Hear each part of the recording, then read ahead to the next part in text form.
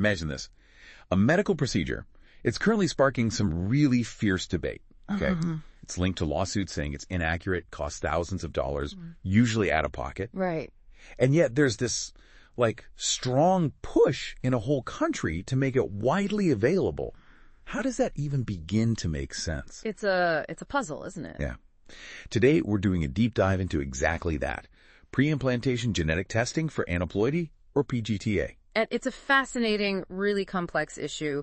You've hit the core tension right away. PGT-A, it's a procedure facing significant scientific doubt, serious legal challenges too, especially about whether it actually works effectively. Okay. But at the same time, it's right at the center of some pretty profound sociocultural discussions, especially in a place like Singapore. So our mission today is to try and unpack why PGT-A is so controversial, what the evidence actually says, and why, despite all this, there are these, strong arguments for adopting it more widely in certain contexts. We'll be drawing insights from PGT-A Singapore.pdf and some related articles that really highlight these tricky issues for you. Okay, so let's unpack this then. At its core, what exactly is PGT-A? What's it supposed to do for patients going through IVF?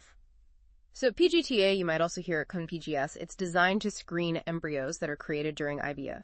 It looks for chromosomal abnormalities. Right. The basic idea is pretty straightforward. Find and select only the embryos with the normal number of chromosomes. And the theory is this should boost pregnancy success rates, maybe reduce miscarriage risk. Okay, that sounds like a clear benefit, way to stack the odds in a patient's favor. That's the premise. But then you mentioned Singapore's Ministry of Health, the MOH, hasn't approved it broadly. Why these tight restrictions if it sounds so potentially helpful? That's really the first crucial layer here. See, unlike other types of PGT that screen for specific genetic diseases, PGT-A is not approved as a, mainstream clinical service in Singapore. It's not mainstream. Okay. Its use is limited. It's restricted to a tightly controlled pilot clinical trial, and that's only running in public hospitals right now. And I read the criteria to even get into this trial are pretty strict. Oh, yeah. You have to be over sum of 5, right? Or have had 2 or more recurrent implantation failures. Which means embryos just aren't sticking. Yeah, or experience 2 or more pregnancy losses. These are already really tough situations for patients. Absolutely. And the results they reported from Singapore's parliament, this was back in January 2024, they're quite telling. How so? Well, out of 590 patients enrolled, only 195 actually ended up undergoing PGT-A. Wow, that's a big drop-off. It is. And then only 131 completed the embryo transfers. And from that, 70 pregnancies, 56 live births, 5 still ongoing when reported. So what's the official take on those numbers? They're calling them inconclusive. And they noted a high attrition rate. I mean, with so few patients actually make it through the whole process, it's really hard to draw strong conclusions about effectiveness. Right. So the consequence of these tight restrictions, and you add in the often heartbreaking struggles these patients are already dealing with, is that many local infertility patients end up deciding to travel abroad to get the procedure. That's right. I imagine that brings its own set of challenges, costs, logistics. Exactly. Neighboring Malaysia, for example, it's a preferred destination. And this kind of brings us to another interesting, maybe slightly concerning aspect, this lucrative market that's built up around PGT-A. Okay, so it sounds like some of these foreign clinics might be leaning more on the emotional vulnerability side than maybe purely on the scientific evidence. How transparent are they then about the actual doubts around PGT-A's effectiveness? Well, that's a potential issue. Transparency can be a major problem. Foreign clinics often, as a source says, play on fears, especially the fears of older women who naturally have a higher risk of having a baby with Down syndrome. And they hard sell PGT-A as this, expensive accessory procedure. The pitch often frames it as wiser financially and emotionally. Spend more upfront on PGT-A to avoid the trauma of maybe aborting a genetically abnormal fetus or, the long-term costs of raising a child with Down syndrome. That's a powerful pitch. It is. And what's also notable, sometimes these foreign clinics might discreetly, covertly offer sex selection as sort of an added incentive, even if it's banned by their own local medical groups. Wow. Okay. That's a pretty stark picture of how it gets marketed. But, despite these seemingly compelling reasons to buy in, the source material actually points to some pretty significant red flags, ongoing controversies about PGT-A's actual effectiveness. Where do those doubts stem from? Yeah, the evidence questioning its effectiveness is quite extensive, actually, and consistent across major studies. The UK, for instance, gave PGT-A a red light rating. Red light. What does that mean exactly? Basically, they don't think it demonstrably improves IVF success rates. And then you have the American Society for Reproductive Medicine, ASRM. They've explicitly stated that its broad application cannot be recommended. Cannot be recommended. Why? Because of doubtful results on improving live birth rates. And they add that its effectiveness in lowering miscarriage risk remains unclear. So this isn't just like one rogue study. We're talking respected organizations, multiple trials. Exactly. What were some of the key findings that really fueled this skepticism? Well, there were major multi-year studies, you might have heard of them, like ESTEEM in 2018, STAR in 2019, and even a big 2021 study out of China published in the New England Journal of Medicine, a top journal. They consistently failed to show that PGT-A genuinely boosts IVF success rates. Okay, so it doesn't necessarily help. But here's where it gets really surprising. An analysis of, get this, over 133,000 IVF cycles in the SART database. Wow. Actually linked PGT-A to a reduced cumulative live birth rate, especially for patients younger than 35. Reduced? How's that possible? It's counterintuitive, isn't it? Now, for older patients, over 40, they didn't see that same negative effect. But the reduced rate for younger women is a particularly striking finding. A reduced live birth rate. That's really something. So it's not just about maybe it helps, maybe it doesn't. Right. There are also these serious concerns about the accuracy, the inherent risks of the procedure itself. What are patients often not told when they opt for this? That's a critical point.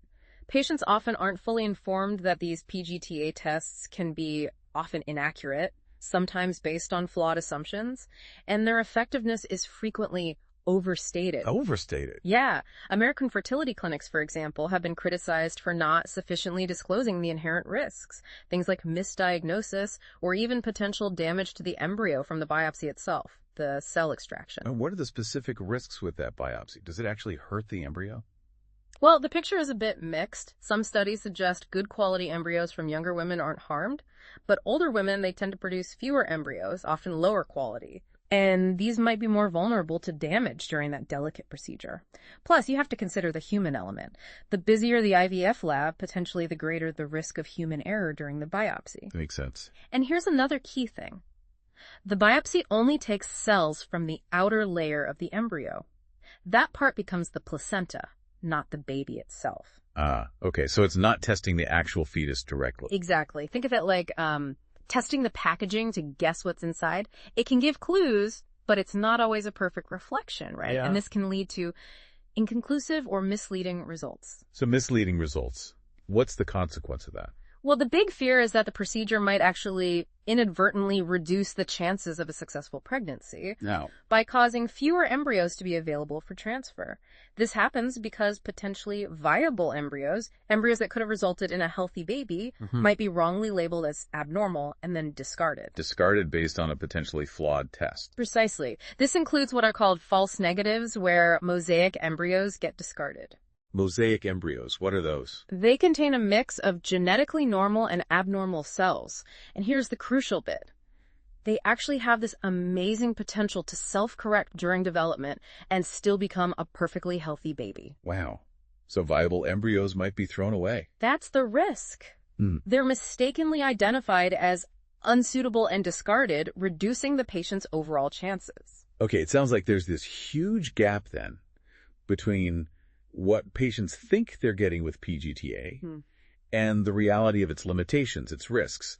That's a profound issue. And when you put it all together, the questions about effectiveness, the accuracy problems, potential harm to embryos, maybe it's not surprising this has led to some serious legal trouble. Exactly. So what does this mean for patients who've gone through PGT-A or are thinking about it? It means we're seeing ongoing class action lawsuits against PGT-A in the United States. The source even identifies it as maybe the most glaring and widespread example of fraud within the IVF landscape. Fraud. That's a strong word. It is. These lawsuits target multiple big genetic testing companies, Cooper Genomics, Natera, others. They allege these companies provided misleading information regarding the accuracy of PGT-A testing, Leading to? claims of consumer fraud and breach of warranty.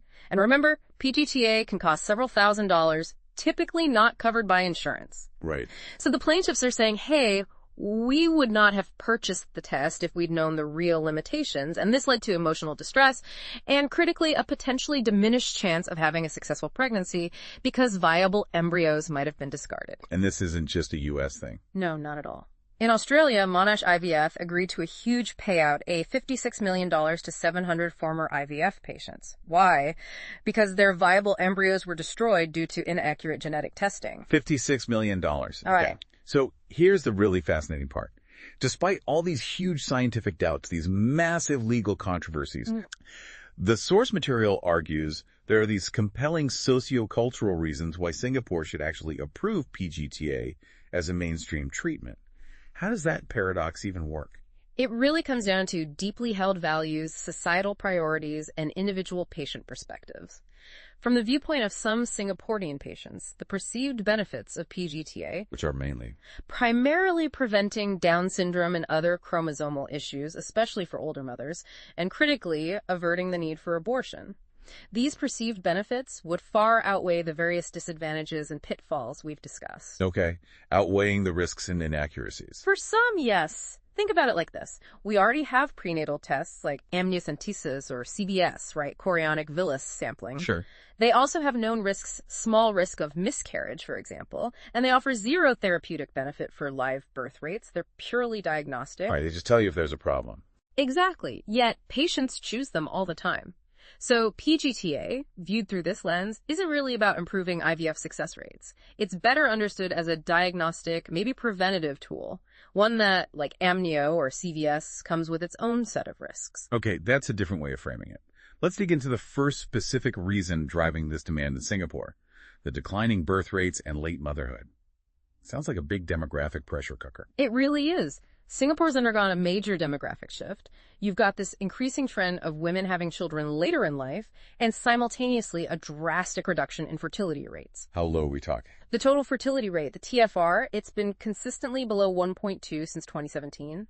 It hit an all-time low of 1.05 in 2022. Wow, 1.05. That's incredibly low. It's profoundly low. And better educated Singaporean women, they are very much aware of the higher risks of Down syndrome and other chromosomal abnormalities that come with having children later. So they know the risks increase with age. Yes.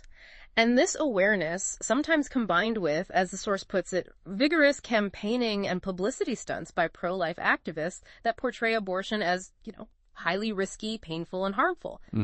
This motivates some women to say, okay, I'm willing to spend extra money on expensive PGT-A to avoid the risks of abortion if prenatal testing later shows a problem. So PGT-A becomes a way to front-load that decision, avoid a later, potentially more difficult one. In a way, yes. And add to that, because fertility rates are so low, most Singaporean women now have only one child. This naturally leads them to want to invest more in their single offspring. Makes sense. Including paying for expensive PGT-A to try and eliminate the possibility of Down syndrome. Now, the cost is significant, SGD $11,000 to $31,000, roughly USD $8,000 to $23,000, not covered by insurance. But there's a subsidy. Yes. For residents, the Singapore government offers up to a 75% fee subsidy, which does help mitigate that cost somewhat. Okay, that's a huge factor. Moving to the second imperative driving demand, religiosity and abortion aversion. How does religion play into this? Well, while Singaporean society is becoming more secular overall, the majority still hold religious beliefs, and they are generally significantly more religious compared to many Western societies. Okay. And for many people, higher levels of religiosity would equate to greater aversion to abortion. It's seen as unanimously considered to be immoral by all major religious faiths in Singapore. So for patients with strong religious convictions. Exactly. For them, PGT-A offers a pathway. It's seen as a way to avoid abortion at all costs, and that aligns with their deeply held moral or religious beliefs. Right. And the third imperative mentioned is the stigma of Down syndrome in Asian Confucian societies. This sounds like a really powerful cultural force. It truly is, and it's something that might seem quite different from perspectives in, say, more liberal Western societies. Down syndrome and other aneuploidies are often heavily stigmatized and scorned in societies influenced by Confucian values, like Singapore. Scorned, that's strong. Yes. In the predominantly Chinese culture there, individuals with Down syndrome can be often scorned and despised as a burden on society, and it can also be seen as a source of shame and embarrassment to their families. That's incredibly difficult. It is, and this profound societal perception really motivates older women, especially those over 35 undergoing IVF, to use all means at their disposal to avoid having a child with these conditions. So the thinking becomes, their mindset is often that it's simply wiser to spend extra money on expensive PGT-A to ensure the birth of a normal and healthy child.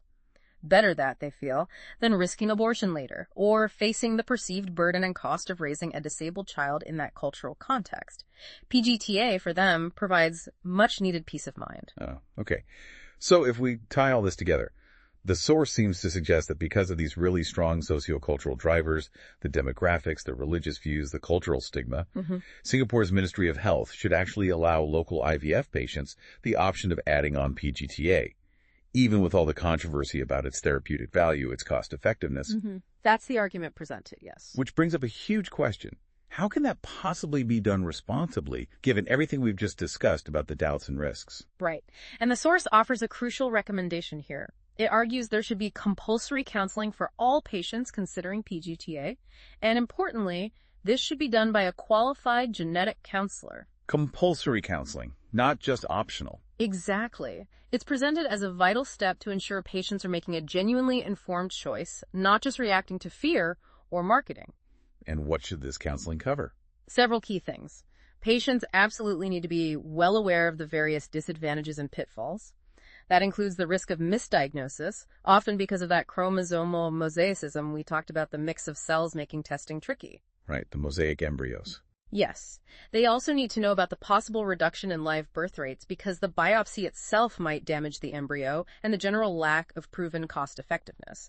And crucially, patients must also be informed that mosaic embryos have the potential to self-correct and give rise to a normal, healthy baby. Okay. And therefore, discarding of mosaic embryos will reduce their cumulative chances of reproductive success. That potential needs to be clearly communicated. So it's really about setting realistic expectations, countering maybe some of the more aggressive or overly optimistic marketing pitches out there? Precisely. The counseling aims squarely to counter aggressive advertising by private IVF clinics that misrepresent PGT-A as a therapeutic procedure, one that magically improves IVF success rates. Which the broad evidence doesn't support. Right. Patients should be strongly advised to view PGT-A more accurately. See it as a diagnostic and preventive tool, one that, like amnio or CBS, carries its own set of risks, rather than viewing it as some kind of guaranteed path to success. Wow. This deep dive has really uncovered a fascinating tension, hasn't it? Yeah. You've got this medical procedure under intense scientific scrutiny for its effectiveness, its accuracy, and yet at the same time, there's this immense pressure pushing for it to be more widely adopted, driven by these really profound societal values and fears, demographics, culture, religion. Absolutely. And for the patients caught in the middle, it's just a decision fraught with so much hope, significant financial investment, really complex ethical considerations. It just highlights how absolutely critical, clear, unbiased information is. So what really stands out to you after digging into all this?